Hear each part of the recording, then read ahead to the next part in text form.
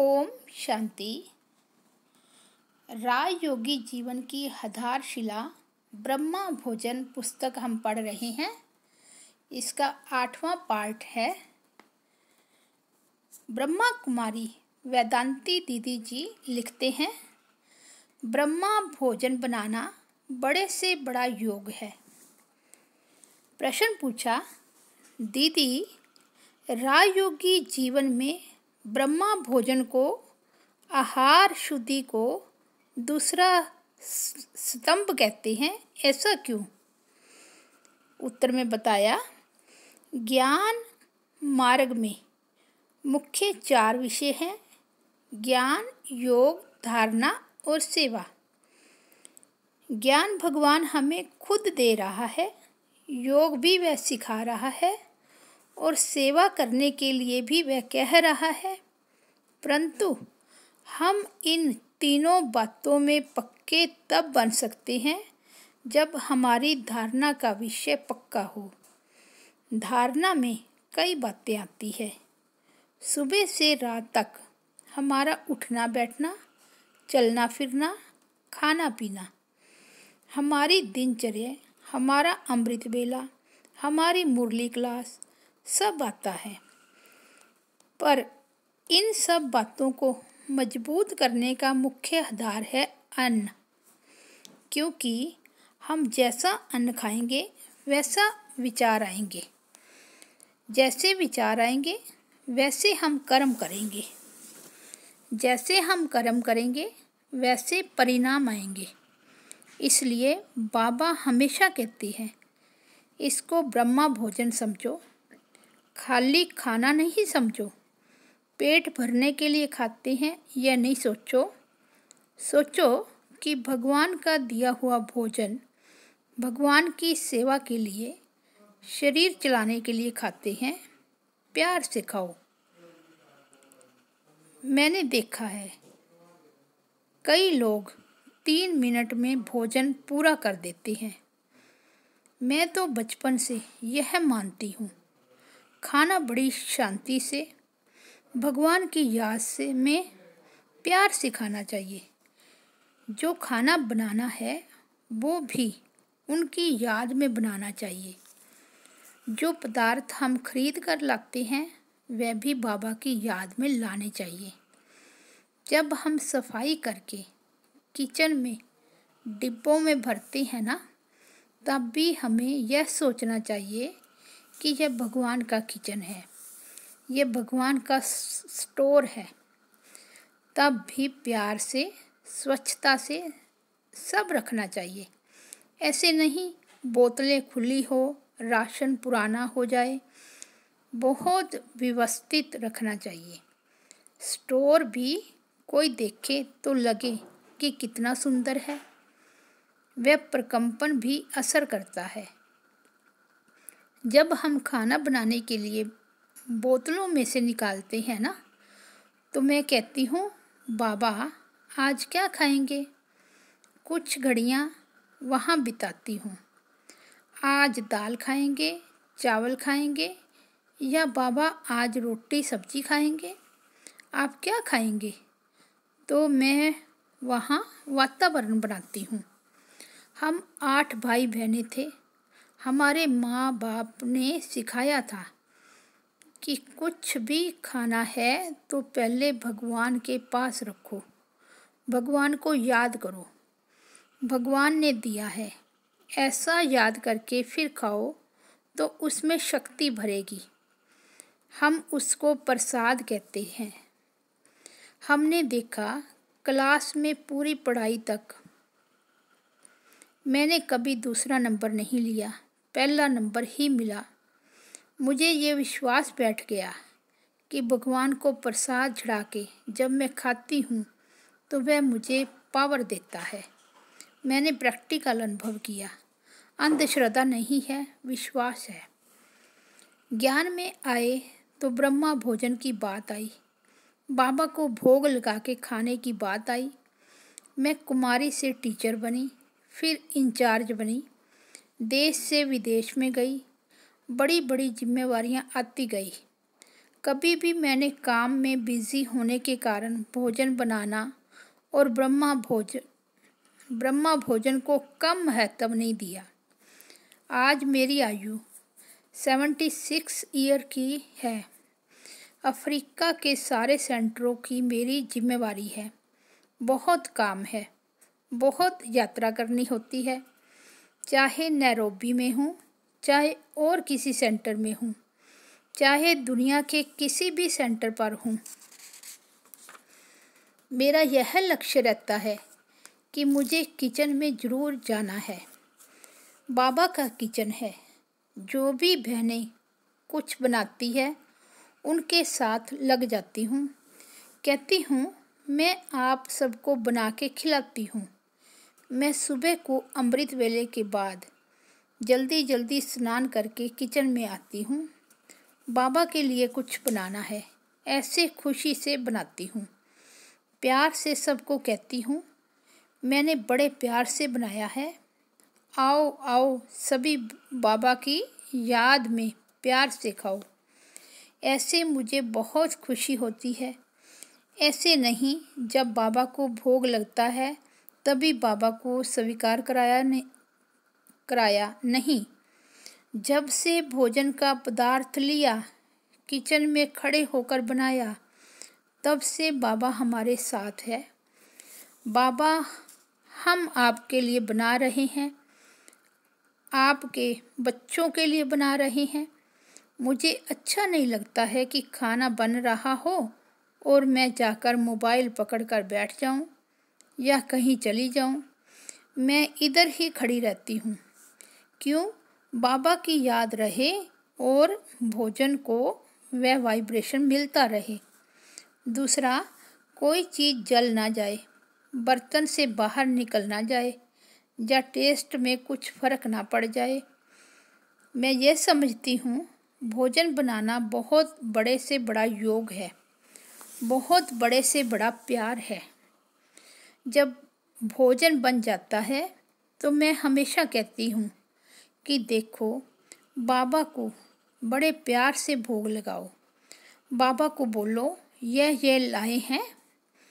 फिर जब भोग लगा के आते हैं तो मैं पूछती हूँ बाबा ने क्या कहा। तो मैं जैसे उनके माइंड को एक्टिवेट करती हूँ। पता है आज पूछेगी बहन कि बाबा ने क्या कहा तो वह उस ढंग से भोग लगाने जाते हैं। एक बार एक सेंटर के लिए मकान ढूंढ रही थी। रोज बाबा को लगा हुआ थोड़ा सा भोग खाकर निकलती थी। सारा दिन घूमती थी, नहीं मिलता था। मन में आता था यह भोग है ना, यह ही अच्छा काम कराएगा। भले ही 1 सप्ताह लगा परंतु बहुत अच्छा मकान मिल गया। मैं यह नहीं कहती कि मैंने दौड़ा भागी की, लेकिन इसलिए स्थान मिला। मैं बाबा का भोग खाकर जाती थी, इसलिए मुझे अच्छा स्थान मिल गया। मैं किसी की सेवा के लिए जाती हूँ तो मैं बाबा को कहती हूँ बाबा मैं आपकी टोली खाकर जा रही हूँ, पावर लेकर जा रही हूँ। बाबा उस आत्मा को टच करना। मैं स्टूडेंट को भी प्रेरित करती हूँ कि देखो आपका संबंधी चला गया है तो संबंधी की आत्मा के लिए भोग लगवाओ, ब्रह्मा भोजन कराओ ताकि उस आत्मा को भी प्यार और शांति मिले। इस यज्ञ में बहुत सारे विषय हैं, बहुत सारी जिम्मेवारी है, परंतु मेरे लिए सबसे नंबर 1 ब्रह्मा भोजन है। बाबा का भोग बनाने से प्यार है। बाबा का किचन रोज रात को एकदम साफ करके जाना है, क्योंकि वहाँ बाबा का भोग बनता है। जब माताएं आती है सप्ताह में 1 बार गुरुवार की टोली बनाने के लिए, तो माताओं के साथ जाकर बैठ जाती हूँ। मैं ये नहीं सोचती कि मैं बिज़ी हूँ। फिर गुरुवार सुबह बाबा के लिए विशेष भोग बनता है। ज़्यादा बनाना होता है तो एक दिन पहले बना लेती हूँ। मिठाई, चक्की वगैरह बाबा के लिए सुबह थोड़ा बनता है। मुझे बाबा के भोजन की बहुत वैल्यू है। कभी नहीं लगता कि यह तीखा है, टेस्ट अच्छा नहीं है। भगवान को भोग लगा तो बहुत प्यार से खाती हूँ। कोई खाने के लिए मुंह मोड़े वह भी अच्छा नहीं लगता है। प्रश्न है, दीदी, शरीर को स्वस्थ रखने में भोजन की क्या भूमिका है? उत्तर है, कई लोग सारा समय बीमारी की ही शिकायत करते रहते हैं, दवाइयाँ खाते हैं। ये भोजन बड़े से बड़ी दवा है। बाबा की याद में खाओ, ध्यान से खाओ, एकाग्रता से खाओ। मैं तो यह कहती हूँ कि जितनी आत्मा की वैल्यू करते हैं उतनी शरीर के एक एक अंग की वैल्यू करनी चाहिए। शरीर को इग्नोर नहीं करना चाहिए। शरीर को अच्छा रखने के लिए मैं एक्सरसाइज भी करती हूँ और शरीर को मैं टू मच स्ट्रेस नहीं देती हूँ। सोचती भी बहुत नहीं हूँ, थोड़ा सोचती हूँ, पावरफुल सोचती हूँ। थोड़ा काम करती हूँ, पावरफुल काम करती हूँ। हमारा योगी जीवन है जिसमें आत्मा और शरीर दोनों की वैल्यू है। नेक्स्ट प्रश्न है, दीदी, आप संदेशी हैं।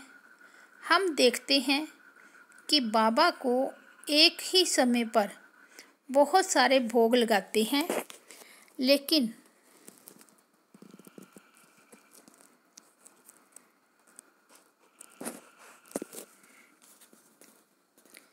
दीदी, आप संदेशी हैं। हम देखते हैं कि बाबा को एक ही समय पर बहुत सारे भोग लगाते हैं, लेकिन सबका संदेश अलग अलग रहता है। मधुबन में भी एक ही बार में 3 संदेशियाँ भोग लेके जाती है। तीनों के संदेश अलग अलग होते हैं। तीनों एक समय में एक ही जगह से बाबा से मिले, फिर भी अलग संदेश कैसे होता है?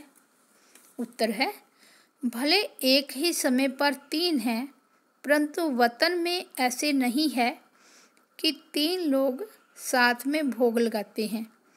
जैसे आप कहीं भी जाओ, बैंक में जाओ, क्या होता है? नंबर लगता है।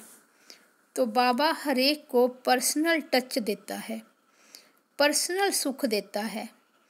समझो मैं जाती हूँ, दूसरी संदेशियाँ भी हैं, पर जब मेरे साथ हैं तो बाबा मेरे साथ ही है।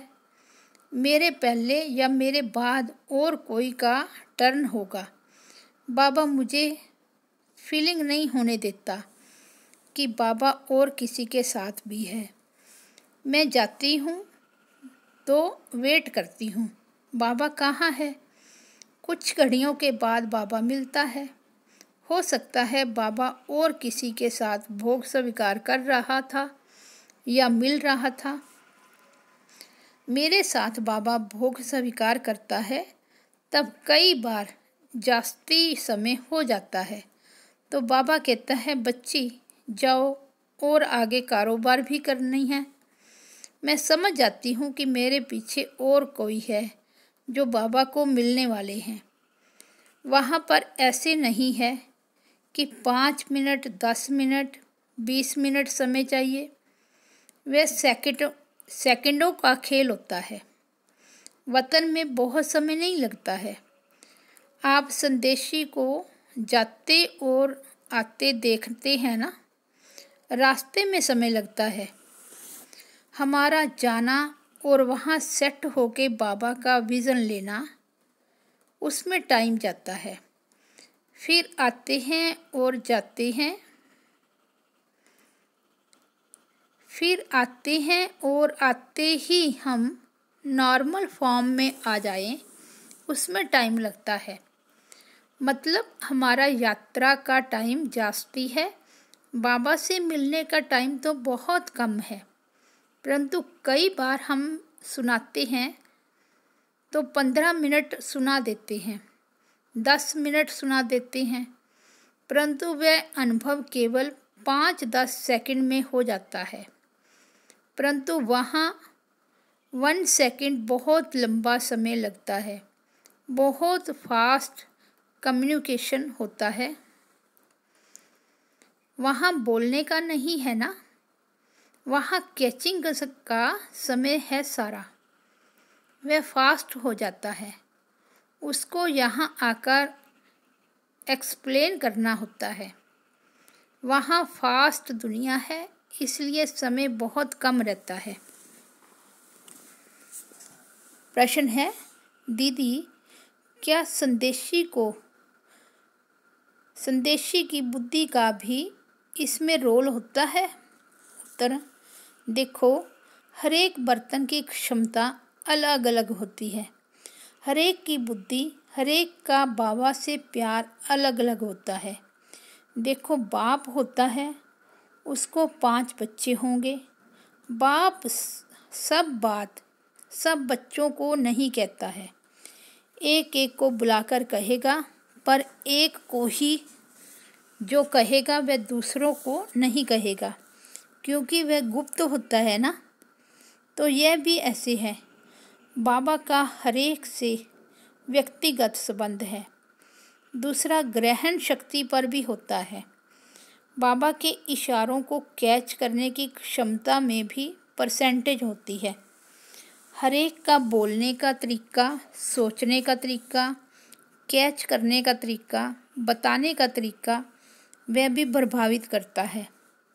हम एकदम छोटे बच्चे को कैसे दूध पिलाएंगे, बड़े को कैसे देंगे, बूढ़े को कैसे देंगे, क्षमता अनुसार देते हैं ना। यह भी ऐसे है। बाबा जानता है हर एक की क्षमता, हर एक का भाग्य, हर एक का भविष्य और हर एक के द्वारा लोगों को क्या मिल सकता है, उसी अनुसार हर एक को देता है।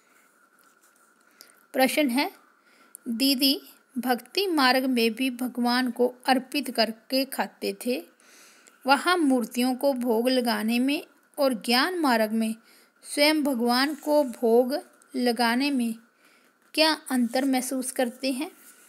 उत्तर है, मुझे बचपन से भगवान से प्यार है, तब भगवान के प्रसाद के लिए भी बहुत बहुत प्यार है। मैं मम्मी को बोलती थी, कुछ बनाओ। मेरे आसपास जो बच्चे खेलते हैं उनको मैं प्रार्थना करने के लिए बुलवाऊंगी। रोज़ शाम को 25 बच्चों को बुलाकर घर में मंदिर में बैठा देती थी। फिर भजन गाते थे, फिर मम्मी वह प्रसाद रखते थे। फिर सब बच्चों को कहते थे, अभी भगवान को प्रसाद लगाना है, प्रार्थना करनी है, फिर प्रसाद खाना है। उसके बाद नहा धोकर खाकर अपना होमवर्क करना है। मम्मी कहती थी, आपको होमवर्क में भगवान मदद करेगा। मैं मूर्ति के बाजू में बैठती थी। हम प्रसाद खाएंगे तो रिज़ल्ट अच्छा आएगा। तब मेरे में यह भावना थी। ज्ञान में आने के बाद स्वयं भगवान को खिलाते हैं तो पावर और बढ़ जाती है। समझो मैं बीमार हूँ, पेट में दर्द है, तो मैं गिलास में पानी लेकर बाबा की याद में बैठूंगी। बाबा को बोलूँगी, पेट का दर्द चला जाएगा। दवाई तो नाम की है, पानी में पावर है। अभी तो मैं उबले पानी का थर्मस हाथ में लेके बाबा के रूम में बैठ जाती हूँ। फिर बाबा को बहुत याद करती हूँ। फिर थर्मस का पानी पी लेती हूँ कि इसमें बाबा की बहुत पावर भरी हुई है। यह केवल भावना नहीं है, वास्तविकता है। मैंने तो कई बार ऐसे अनुभव किए हैं, कई बातों में ऐसे सफलता मिली है। कई बार बाहर का कोई तनाव आता है। समझो मैं ऑफिस में बैठकर काम कर रही हूँ, किसी सेंटर की कोई समस्या आई, समाधान करना है, मैं टेबल छोड़ देती हूँ, किचन में जाऊँगी गीत गाते गाते फिर एक डिब्बा खोलूँगी, फिर उसमें से बाबा की टोली खाऊँगी, फिर पानी पीऊँगी, फिर जो दाल बन रही है उसको हिलाऊँगी। किसी से समस्या वर्णन नहीं करूँगी, खुशी वर्णन करूँगी। उनको पता ही नहीं है कि मैं बहुत बड़ी समस्या टेबल पर छोड़ के आई हूँ। सब कहते हैं घड़ी घड़ी किचन में क्यों आते हो। उनको पता नहीं चलता समस्या है इसलिए आई है। मैं गीत गाती हूँ, किचन में घूमती हूँ और टेबल पर आ जाती हूँ। फिर मैं अपना दूसरा काम शुरू करती हूँ। थोड़ी देर में फ़ोन आ जाता है, वह समस्या ठीक हो गई। मैंने बाबा को कहा है, बाबा मैं भक्ति में आपसे दूर थी, ज्ञान में आई तो पता चला कि आप कहाँ हो, मैं कहाँ हूँ। पहले आप ब्रह्मा बाबा में आते थे, जब हम आए तो 7 साल में ब्रह्मा बाबा को लेकर चले गए। बाबा आज से मेरा जो एड्रेस है वह परम धाम है।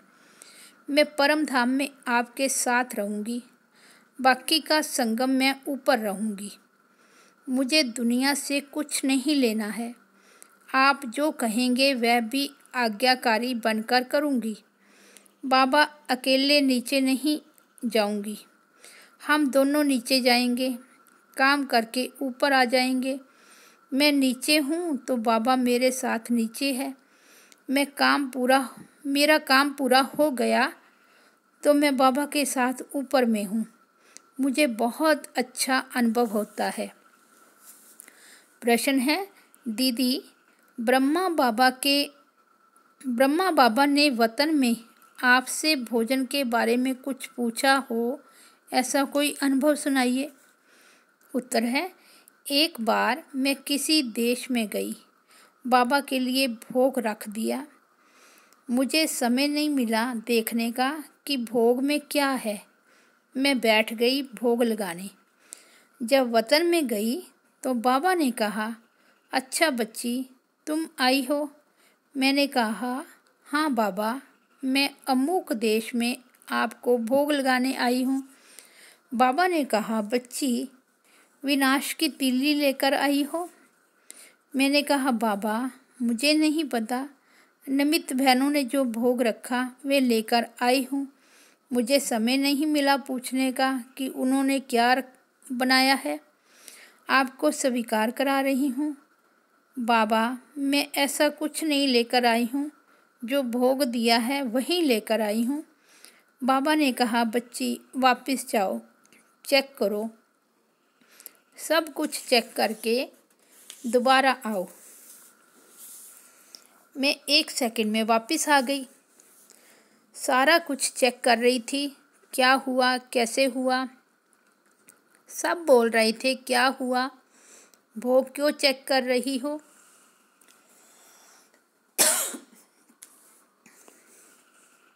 तो क्या था, 2 लेयर का टेबल था, नीचे एक पतली डंडी पड़ी हुई थी।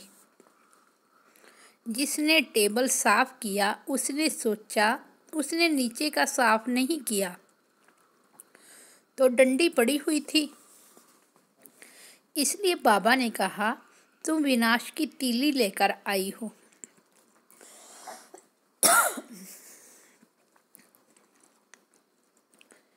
मैंने किसी से साफ सफाई करवाई, फिर वापस वतन में गई तो बाबा ने बहुत प्यार से भोग स्वीकार किया।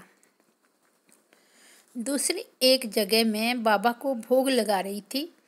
बाबा ने कहा, बच्ची तुम क्या लेकर आई हो। मैंने कहा, मैं ये लाई हूँ, यह लाई हूँ, यह लाई हूँ। बाबा ने कहा, और भी कुछ लाई हो। मैंने कहा, नहीं बाबा सब कुछ देख कर लाई हूँ।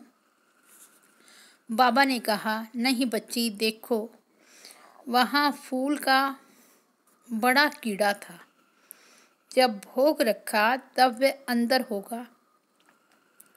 फिर जब घूमते हुए बाहर आ गया तो बड़ा दिखाई पड़ा। बाबा ने कहा, बच्ची, तुम इतनी बड़ी चींटी लेकर आ गई हो। मैंने कहा, बाबा, मुझे दिखाई नहीं पड़ी। बाबा को सॉरी बोला। एक बार हम लोगों ने निश्चय किया कि बाबा को 108 चीज़ों का भोग लगाएंगे। तो हमने ऐसा बनाया जैसे स्टेप्स बनाते हैं। एक एक स्टेप पर 8-10 चीज़ें रहे। सबके बीच में केक रखा और मैं बाबा को भोग लगाने गई। मैंने कहा, बाबा, देखो 108 चीज़ें लेकर आई हैं। आज बहुत बड़ा फंक्शन है, बहुत लोग आएंगे। 108 चीज़ें भक्ति में भी लगाते हैं बाबा। बाबा, भोग स्वीकार करो। बाबा, केक काटो। बाबा कहता है, बच्ची, काटता हूँ, चाकू कहाँ है, लाओ। मैं बोली, बाबा, इधर ही है, उधर ही है, केक के बाजू में, दिखाई नहीं पड़ा। बाबा ने कहा, चाकू लाओ, जाओ। वापस भेज दिया। मैं नीचे आई तो भाई बहनों ने कहा, इतनी जल्दी आ गई, 108 चीज़ों का भोग लगा दिया। हमने कहा, नहीं, चाकू नहीं मिल रहा है। बाबा ने वापस भेज दिया। उन्होंने कहा, इधर ही रखा था, सब देखे मगर नहीं दिखाई पड़ा। सब अंदर ढूंढने चले गए। इतना बड़ा सेंटर था और ये भोग तो बाहर आंगन में रखा था। चाकू ऑफिस के टेबल पर किसी ने रख दिया था, उधर ही पड़ा था। वे ले आए, भोग में रखा तो फिर वापस वतन में बाबा के पास गई। ऐसे बाबा ने बहुत अनुभव कराए हैं। सब चीज़ें गहराई से देखो। प्रश्न है, दीदी, आपने कहा 108 चीज़ें भोग में लगाई। इतनी सारी वैरायटी बनाना, खिलाना, इसका क्या महत्व है? बाबा तो कहती हैं आपका सादा जीवन है। उत्तर है, जीवन सादा है। हम रोज़ सब कुछ नहीं बनाते हैं, पर जब 108 चीज़ें बनानी होती है तो कितने लोग लग जाते हैं। 2 चीज़ें बनानी है तो एक व्यक्ति बना देगा। 4 चीज़ें बनानी है तो 2 व्यक्ति मिलकर बना देंगे। परंतु 108 बनानी है तो उत्साह अधिक होता है। सब बैठते हैं, योजना बनाते हैं कि 108 चीज़ें कौन कौन सी हो। हर एक की कला बाहर निकलती है। किसी को गुलाब जामुन बनाना आता है, किसी को समोसा आता है, किसी को डोसा आता है, किसी को केक आता है, कोई चपाती बनाएगा, कोई बैंगन की सब्जी बनाएगा। तो ये क्या है? ये प्यार का प्रमाण है। सबका मन चलने लगेगा। हमारी जो धारणा वाली 20-25 माताएं हैं, उन सबको एक बार बोला कि आपको जितनी चीज़ें बनानी आती है उतनी वैरायटी बनाओ। भले सेंटर पर बनाओ, स्टेज पर सब वैरायटी सजाएंगे और बाबा को भोग लगाएंगे।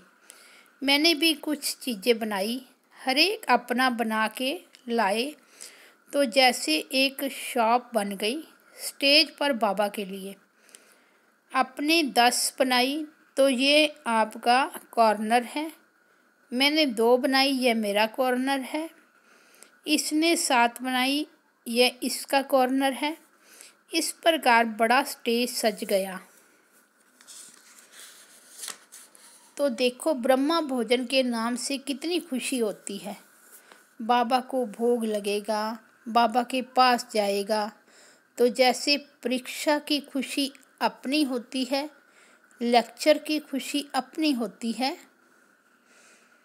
पिकनिक की खुशी अपनी होती है, बाबा से सुनने की खुशी अपनी होती है, योग करने की खुशी अपनी होती है।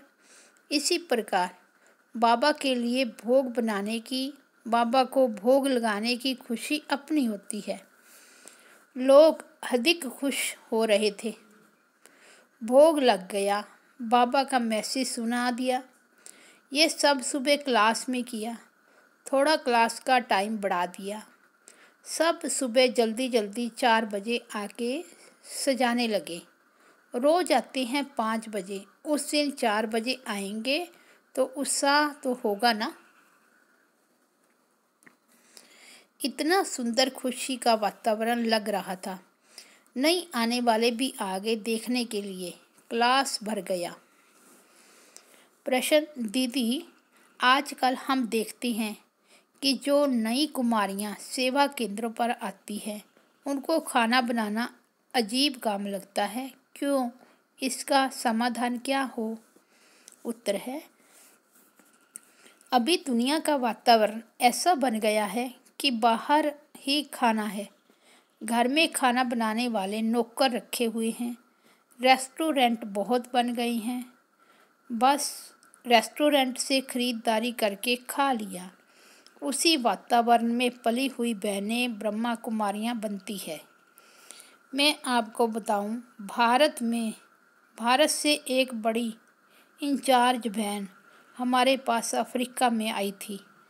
मैंने देखा 4-5 दिन तक वह किचन में आती ही नहीं थी। एक सुबह अन्य सब बाहर गए थे, मैं अकेली थी। मैंने कहा, आपके लिए सब्जी बना। कहा, दीदी आप बनाएंगे? मैंने कहा, मैं बना दूंगी, रास्ते की जाने की, और चपाती का आटा आप बना लीजिए। वह मूंझ गई। मैंने कहा, मूंझते क्यों हो? उसको आटा बनाना नहीं आ रहा था।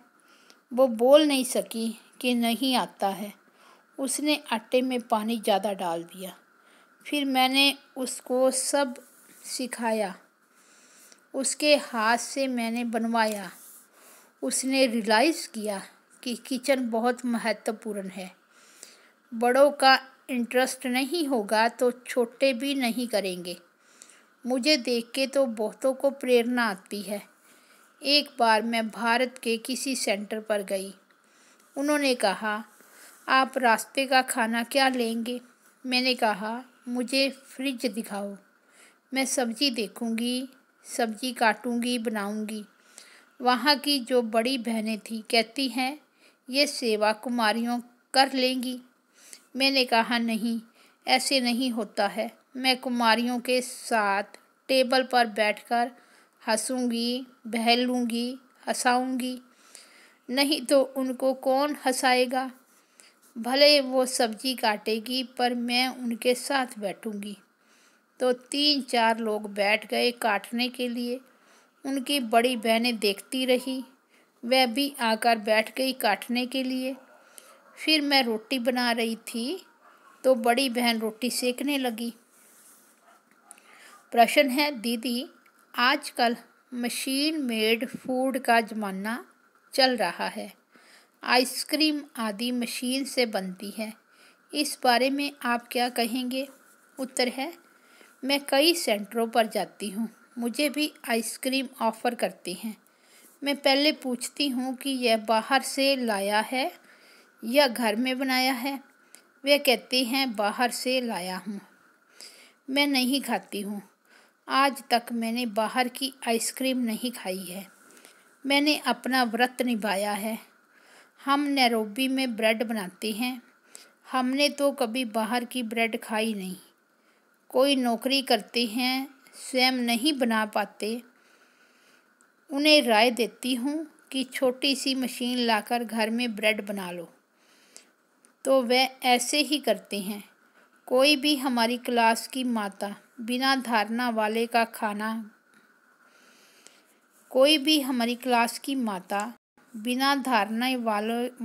खाना खाती है, जब बाहर का खाती है तो हम उनके हाथ का बना नहीं खाते हैं। प्रश्न है, दीदी, जो माताएं घर में अकेली ज्ञान में चलती हैं, वो जब बीमार पड़ती है तो क्या करें? उत्तर है, हमारे पास यह भी तरीका है कि माताएं एक दूसरे को मदद करें। यदि ऐसा सहयोग ना मिल सके तो उनका हिसाब है। घर में छोटी कुमारियाँ होती हैं, बच्चे होते हैं, उनके हाथ का खा सकती हैं। हर एक अपना रास्ता निकाले, क्योंकि हर एक का हिसाब अपना है। प्रश्न है, दीदी हम लोग भोग खिलाते हैं, अमृत देते हैं, उस समय क्या सोच के देना होता है? जब हम दृष्टि देते हैं तो निरसंकल्प होके तो दृष्टि नहीं देंगे ना, कुछ तो संकल्प करेंगे ना। उत्तर है, बस बाबा को याद करके दो। बाबा की याद का बल उसमें जाए। हम आत्मा तो हैं ही, इसमें सोचने की क्या बात है? वो भी आत्मा है। आत्माओं के बारे में सोचने के बदले बाबा को याद करो। प्रश्न है, दीदी ज्ञान मार्ग में आने के बाद भी लोगों के अंदर अंधश्रद्धा बहुत है। कई जगह सेंटर पर मंत्र वगैरह करते हैं। जो बहनें हैं उनके ऊपर इवल सोल या किसी ने कुछ किया उसका प्रभाव खाने के ऊपर भी रहता है। इवल इफेक्ट से बाहर आना है या उसमें आवे ही नहीं, इसके लिए क्या करना है? उत्तर है, इवल सोल कहो, घोस्ट कहो, नेगेटिविटी कहो, विकार कहो, सब एक फैमिली है। सब मनुष्य के मन से शुरू होता है। अफ्रीका सारा इससे भरा हुआ है। जो मानते हैं उनको जास्ती असर होता है, क्योंकि अंदर डर है। जो नहीं मानते उनको असर नहीं होता है, क्योंकि मन में मजबूती है। कईयों का मन ये सब सुनकर भी कमज़ोर हो जाता है। कईयों का कमज़ोर मन ये सब सुनकर बाबा की शक्ति से और भी पावरफुल हो जाता है, उससे बाहर निकल जाता है। ये व्यक्तिगत है, चाहे व्यक्ति के लिए, चाहे सेंटर के लिए, चाहे घरों के लिए, चाहे यज्ञ के लिए, और कुछ नहीं। इसमें कोई सिद्धांत काम नहीं करता। अपने आप को शक्तिशाली बनाने की बात है। अच्छा, ओम शांति।